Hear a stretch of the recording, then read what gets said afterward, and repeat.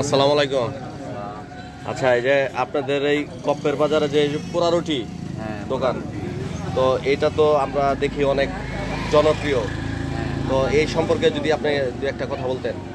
কি কথা বলবো, খাই ভালো লাগে, মানুষও খায়, যাই হইস করি কয় না ভালোই লাগে। মান ভালো না? হ্যাঁ, মান ভালো তো। অরিজিনাল গাভীর দুধ, পাউরুটিগুলা ভালো কোম্পানির, মানে গরম করে ভাইজা দিলে তো আসলে সুস্বাদ লাগে। মানুষ খায়, যারা খায় আবার তো ঘুরে দিয়ে যাওয়া অনেক মানুষ আসে। তো এরকমই তো বিষয়টা দেখি আমরা। তাতে আপনাদের এই এলাকায় তো? হ্যাঁ, আমাদের এই এলাকায়। তাতে মোটামুটি এই দোকানের পরিচিতিতে তো অনেক দূর দূরান্ত থেকে লোক আসে। হ্যাঁ, আসে। তো বাজারের একটু পরিবর্তন হয়েছে। বাজারের একটু পরিবর্তন হয়েছে, বাজারের একটু মান বাড়ে। বাইরের থেকে লোক আসলে একটু ভালো লাগে। যেমন আমরা আসছি, আমরা ভাগে থেকে আসছেন বা আমরা আপ্যায়ন যে করা হারি, আমাদেরও একটু ভালো লাগে।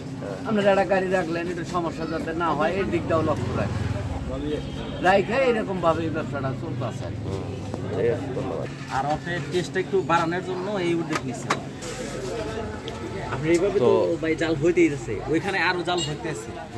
আপনার এখন মূলত ভাবে ওই আপনার লাকড়িটা জাল করে দিকে আপনার আরেকটু আর আপনার আগে যে অপেক্ষাটা করা লাগছে, এখন সেই অপেক্ষাটা করা লাগে না।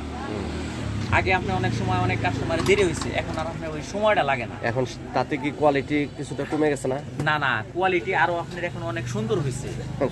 সুন্দর হয়েছে কারণ আপনার আগে তো আপনার আমি গ্যাসে জ্বালাইতাম, আর এখন জ্বালাই আপনার লাকড়ি দেয়। লাকড়ির জালটা আপনার অত্যন্ত শক্ত হয় আপনার, আর শক্ত জালে মালাইটা সুন্দর উঠে।